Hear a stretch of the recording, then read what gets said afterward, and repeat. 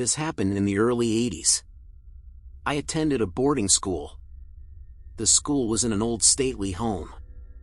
One time, several of the students were being taken camping, and I was helping to bring the camping equipment downstairs.